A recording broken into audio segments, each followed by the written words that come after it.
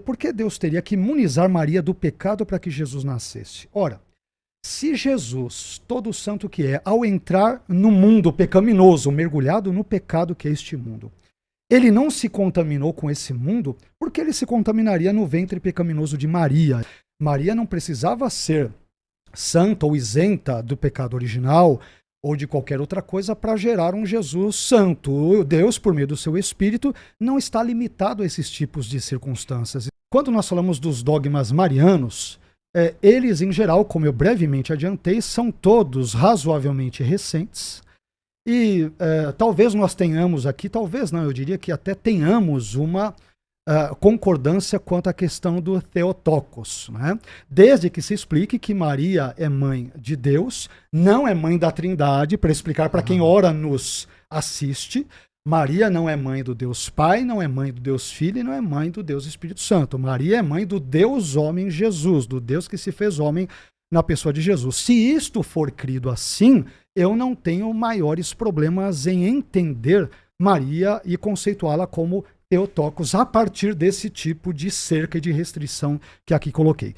Por outro lado, nós temos vários dogmas marianos, como eu estava dizendo, que são bem tardios na história da igreja. O dogma da Imaculada Conceição, por exemplo, ou seja, a crença de que Maria foi preservada do pecado original desde o primeiro instante da sua concepção, ele foi proclamado só no final meados, na verdade, do século XIX pelo Papa Pio IX, em 1854, né? Através da bula ali Inefabilis Deus, Deus inefável. Já o dogma da virgindade perpétua, ou seja, Maria foi virgem antes, durante e após o nascimento de Jesus, foi definido, ao que me consta, solenemente no Concílio de Latrão, em 649, sob o Papa Martinho I. E por fim, o dogma da Assunção, ou seja, Maria ela foi assunta ao céu com o corpo glorificado, foi proclamado pelo Papa Pio XII em 1950, ou seja, há 75 anos, através da Constituição Apostólica Munificentissimus Deus, isto é, Deus generoso.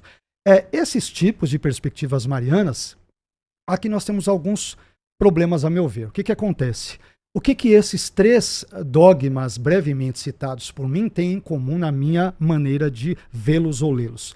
Eles têm em comum três elementos. Primeiro, nenhum desses dogmas da Imaculada Conceição, da Virgindade Perpétua e da Assunção se encontra de novo na Bíblia. Claro, como protestante, defendendo só a Escritura, é complicado vê-los na Bíblia. E tem, inclusive, vários teólogos católicos que, honestamente, não estou dizendo que o senhor, ao dizer o contrário, não seja honesto, não é isso, né? Mas eu estou dizendo que eles também acabam dizendo isso. E se tivermos tempo, talvez eu citaria um ou outro. Segundo, esses dogmas eles são tardios, como mencionamos. Eles datam dos séculos 19º, 7º, 20º século, quer dizer, há poucos anos, né? E terceiro, esses dogmas marianos eles não foram consensuais ao longo da história da igreja também.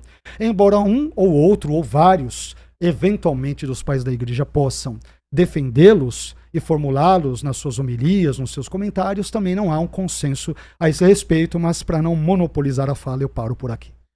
Só para dar um chorinho final sobre o primado, a transferência eu não considero ilegítima porque, como eu tinha mencionado, há uma analogia entre Pedro e Arão, transfiguração, Êxodo 34, etc., sumo sacerdote, Caifás, na função de sumo sacerdote, e, portanto, uma infabilidade ligada ao ofício. E também não acho que é um non sequitur, que o mesmo princípio da cumulação nós poderíamos aplicar às menções de Pedro no Novo Testamento e enxergar aí o esboço daquilo que é a doutrina da infalibilidade e da primazia. Sobre Theotokos, né? sobre Mariologia. Bom, a primeira coisa que a gente tem que entender é que quando a igreja diz que Maria é mãe de Deus, ela está professando uma verdade de fé cristológica. Ou seja, Cristo é uma pessoa divina com duas naturezas, uma natureza divina e uma natureza humana. Mas ele é uma pessoa divina. E a maternidade se predica da pessoa, porque o sujeito que está ali é Deus. Ora, uma vez que ela é a doadora da humanidade santíssima, de Cristo, a doadora no sentido de que como dizia Santo Agostinho, sine semine. Sine semine virilis, sem o sêmen do homem, né? Cristo foi formado dela, ou como diz São Paulo na Carta aos Gálatas, a única menção mariana que ele faz, né? O Deus enviou seu filho, nascido ex muliere, nascido de mulher, e no grego me parece que é exatamente isso que está no latim, ex muliere, ou seja, indica um procedimento de origem. Ou seja, como doadora da humanidade santíssima de Cristo, ela tem relações únicas com ele. Relações que são exclusivas, que só ela tem com ele e só ele tem com ela. Então, a doutrina católica toda será entendida a partir dessa relação única, exclusiva, que nós, dentro desse círculo que nós poderíamos chamar círculo hipostático, círculo da união hipostática. Ela realmente é a progenitora de Deus enquanto homem, na sua humanidade santíssima. Ora, a Imaculada Conceição se depreende como uma necessidade dessa cooperação exclusiva de Maria na obra da redenção. Ou seja, Deus se encarnou nela e dela, e isso é único e exclusivo dela, o que, portanto, demanda um privilégio da parte de Deus que a imunize do pecado. Como é que isso, dentro da lógica do pensamento católico, aquele que veio tirar o pecado do mundo assume uma carne manchada de pecado, no sentido próprio da palavra, né? Uma carne viciosa. E justamente isso sempre se professou como fé na igreja. O dogma foi proclamado em 1854, mas a fé em que Maria foi concebida sem pecado é antiga. Os ortodoxos diferem de nós nesse aspecto, porque os ortodoxos falam de ela foi tornada imaculada no momento da anunciação, quando ela recebeu o verbo de Deus no seu ventre, ela se tornou imaculada. Mas essa teologia, né, ortodoxa, ela que os faz chamar de Maria de Panagia, toda santa, puríssima, santíssima, lá, né, com muitos louvores, às vezes até mais do que nós católicos ocidentais, né? Você pega o Acatistos, que é uma oração oriental, é uma sucessão de louvores ao Mãe de Deus.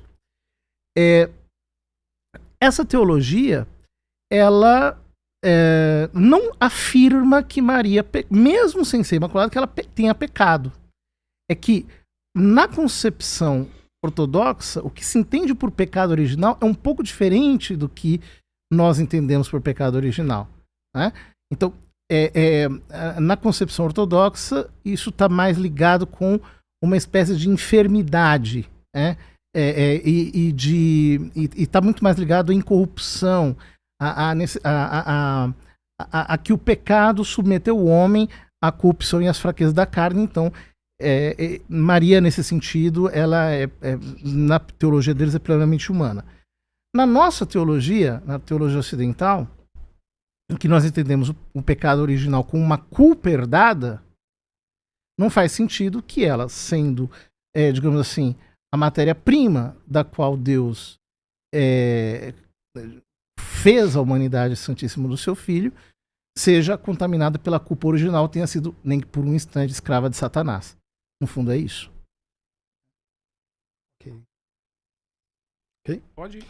Bom, num primeiro momento aqui, padre, eu perguntaria por que Deus teria que imunizar Maria do pecado? É claro que eu entendo perfeitamente a fala do senhor.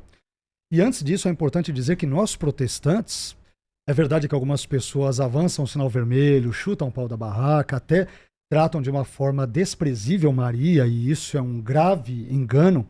Nós respeitamos nós protestantes. É evidente que eu não tenho procuração para falar sobre todos os protestantes, mas é importante dizer que nós respeitamos Maria. Nós apenas não atribuímos à mesma todos esses elementos, esses predicados, esses dogmas da Imaculada Conceição, da virgindade perpétua, e da ascensão, como, por exemplo, o catolicismo faz. Mas nós temos profundo respeito por ela. É importante aqui deixar esse ponto aqui. Mas voltando à pergunta, eu perguntaria por que Deus teria que imunizar Maria do pecado para que Jesus nascesse? Ora, se Jesus, todo santo que é, ao entrar no mundo pecaminoso, mergulhado no pecado que é este mundo, ele não se contaminou com esse mundo, porque ele se contaminaria no ventre pecaminoso de Maria. Eu acho que é, guardadas as devidas proporções, a mesma lógica. Então, Maria não precisava ser santa ou isenta do pecado original ou de qualquer outra coisa para gerar um Jesus santo. Deus, por meio do seu Espírito, não está limitado a esses tipos de circunstâncias. Então, eu entendo de novo que é um non sequitur, né? Não se segue essa perspectiva. Me permita citar alguns pais da igreja, vou tentar ser breve, mas, por exemplo, a crença na Imaculada Conceição de Maria foi rejeitada por Orígenes. Orígenes, nas suas homilias sobre Lucas, mais precisamente na homilia 17, ele vai comentar o seguinte, ao comentar sobre Lucas 2,35, que diz que uma espada traspassaria a alma de Maria, ele diz o seguinte nos parágrafos 6 e 7. Eu vou pular aqui porque tem muita coisa para tentar ser mais breve. Por que pensamos que a mãe do Senhor estava imune ao escândalo quando os apóstolos ficaram escandalizados diante da morte de Jesus, da proximidade da cruz e aquela coisa toda? Se ela não sofreu escândalo na paixão do Senhor, ela é Maria, então Jesus não morreu pelos pecados dela. Mas se todos pecaram e estão destituídos da glória de Deus, Romanos 3,23, mas são justificados pela sua graça e redimidos, então Maria também ficou escandalizada naquela época. E Orígenes vai aprofundar, no parágrafo 7, piora, ele vai dizer, a espada, que espada é essa que penetrou em Maria? A espada da infidelidade, ela foi infiel ao agir com escândalo diante da morte de Jesus, a espada da infidelidade a traspassará e você será atingida pela lâmina da incerteza e seus pensamentos a despedaçarão quando ouvir, isto é, quando ver Jesus crucificado. Essa é a perspectiva, por exemplo, de Orígenes. Além disso, a crença na Imaculada Conceição de Maria também foi rejeitada por Bernardo de Claraval, já num contexto bem mais tardio, que viveu ali entre 1090 e 1153. Na sua carta 174, ele vai dizer, entre outras coisas, o seguinte: se, portanto, antes de sua concepção, ela, isto é, Maria, não poderia ser santificada, visto que ela não existia antes, é evidente, nem na própria concepção, por causa do pecado que era inerente a ela, ou seja, a Maria. Bernardo está falando do pecado original, é inerente a ela, né?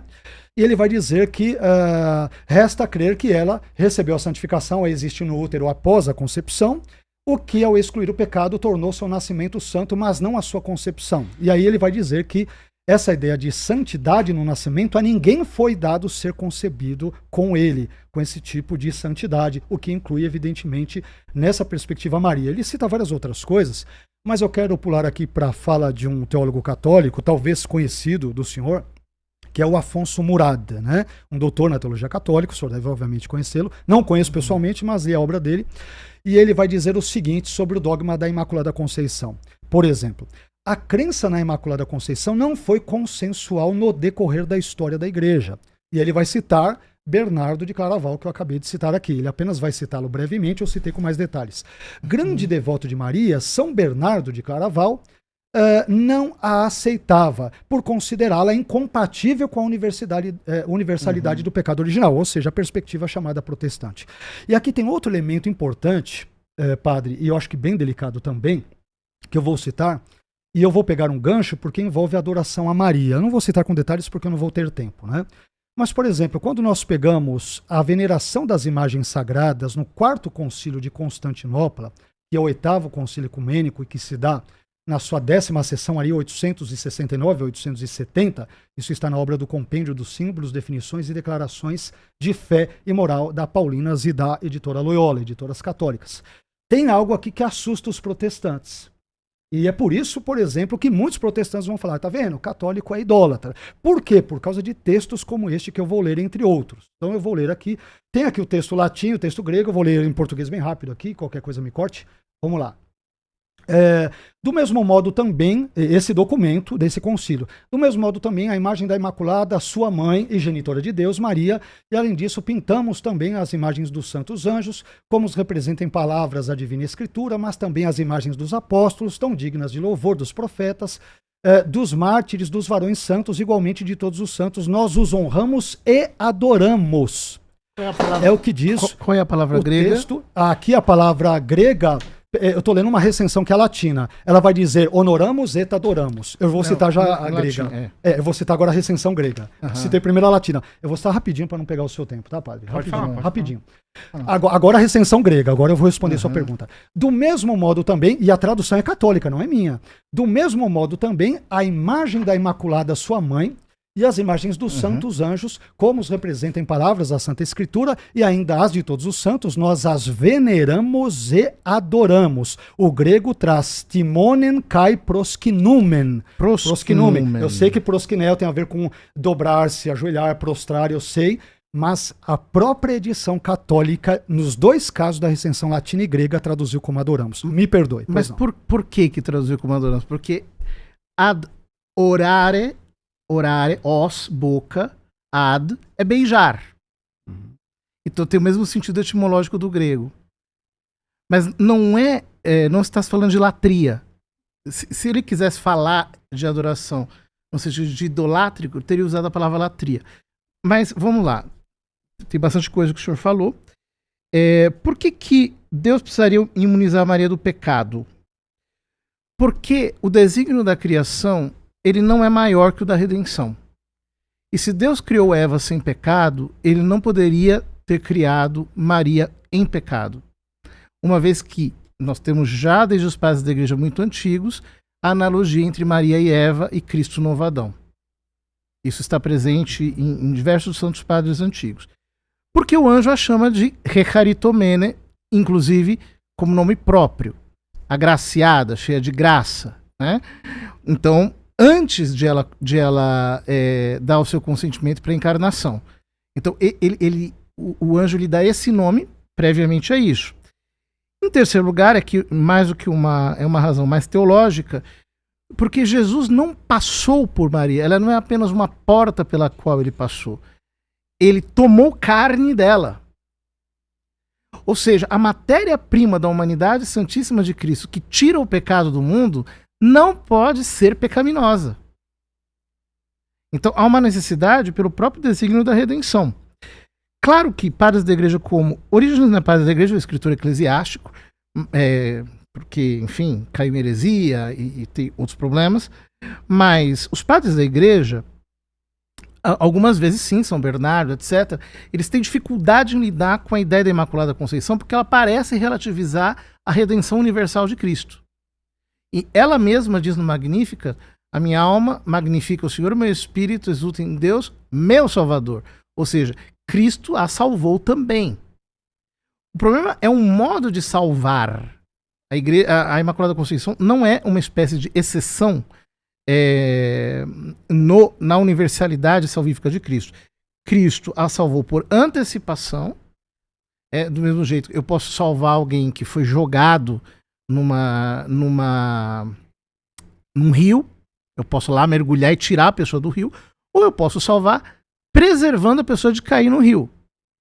Foi o caso dela, e isso por causa da relação única que só ela tem com ele, que é essa relação de lhe ter dado a humanidade santíssima. Por isso que, por exemplo, tem texto de São João Crisóstomo falando coisas parecidas, tem textos aqui, como o senhor diz, de Orígenes, que ela pecou, mas essa verdade de fé não se entendia de maneira clara e distinta ainda, justamente porque não havia um instrumental teológico adequado para isso. Digo mais, um dos maiores teólogos da Igreja Católica, que é São Tomás de Aquino, ele não aceitava a Imaculada Conceição. Porque ele a entendia como se fosse uma exceção à universalidade salvífica de Cristo. Foi depois que, por exemplo, o senhor citou São Bernardo, que fala do antes e do depois. Foi depois que São Bernardo, aliás, foi depois de São Bernardo e de São Tomás, que ficou claro que não precisa de um antes ou de um depois, né? Ou seja, alguém pode dizer, se ele a salvou antes, ela não foi salva. Se ele a salvou depois, então ela não é imaculada. Até que nós chegamos a ideia de... Ele não salvou nem antes nem depois, foi no ato da concepção. E o Alfonso Murrado, eu reputo as mesmas causas do Raymond Brown para tratá-lo aqui. Por fim, prosquinel. Olha, nós temos eu antes de vir, eu fiz prevendo que poderia surgir, fiz uma pesquisa de textos bíblicos em que aparece prosquinel. Abraão se prostra diante dos 3 homens, Gênesis 18. Ló se prostra diante dos 2 anjos, Gênesis 19. Jacó se prostra diante de Esaú 7 vezes, Gênesis 33. A família de Jacó se prostra diante de Esaú, Gênesis 33, 6, 7. Os irmãos de José se prostram diante dele, Gênesis 42. Mais uma vez, os irmãos de José se prostram diante dele, Gênesis 43. Judá e seus irmãos se prostram diante de José, Gênesis 44. Jacó se prostra sobre o seu cajado, Gênesis 47. Depois, o povo se prostra diante de Moisés. Moisés se prostra diante de seu sogro, Êxodo 18, 7. Enfim, tem mais. Tem aqui várias páginas aqui, pelas 4, 5 páginas de citações de prosquinel, que não é idolatria. Então, é muito importante diferir as duas coisas.